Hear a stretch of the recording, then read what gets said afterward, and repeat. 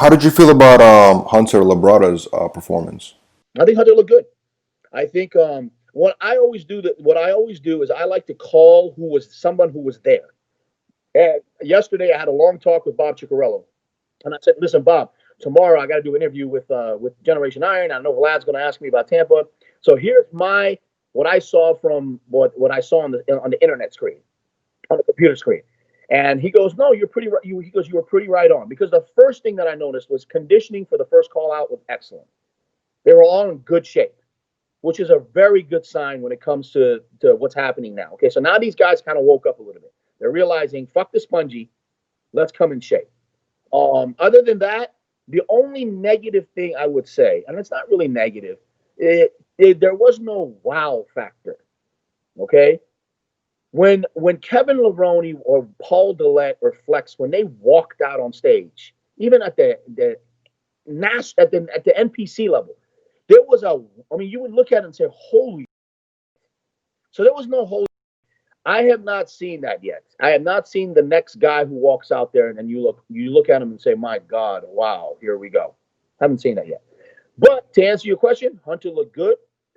He is a perfect example of don't go by the pictures leading up to a competition. Okay, the pictures that he was posting were touched up, perfect, tinted, Photoshop, not to make him look bigger. I'm talking about more like lighting and stuff like that.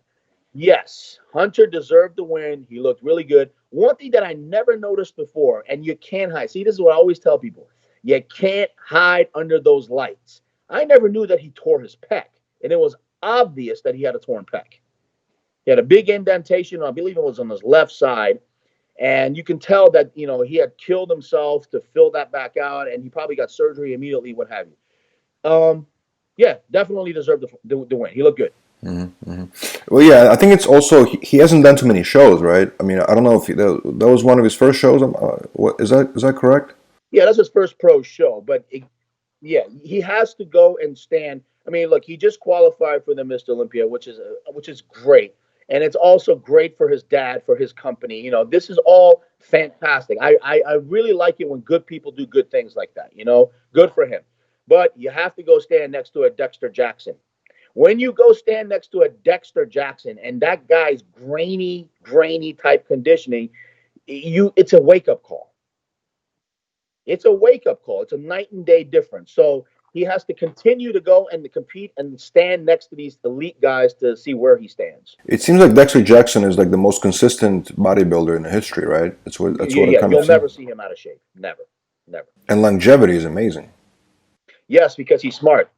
Dexter was smart. He instead of just training heavy, heavy, heavy, heavy, heavy, and he stopped at a certain point and said, "Wait a second, my knees hurt, my elbows hurt, my back hurts, my neck hurts."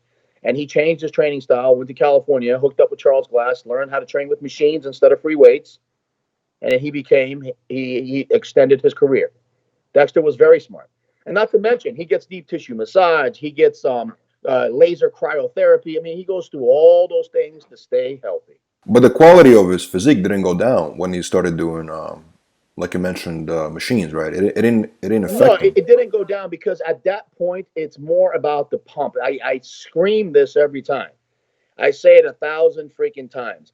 Getting under a squat rack. A perfect example is Larry Wheels. Am I saying that correctly? His name? Okay. Larry is unbelievably strong. His tendons are like titanium, but he doesn't have big legs. But he can squat what, like 800 pounds? But his legs aren't big. They're okay, but they're not big. Then you have guys who only squat 225 or 315 20 times, 25 times for the pump. That's called bodybuilding. Train for the pump, not to show off in the gym. That's how bodybuilding works.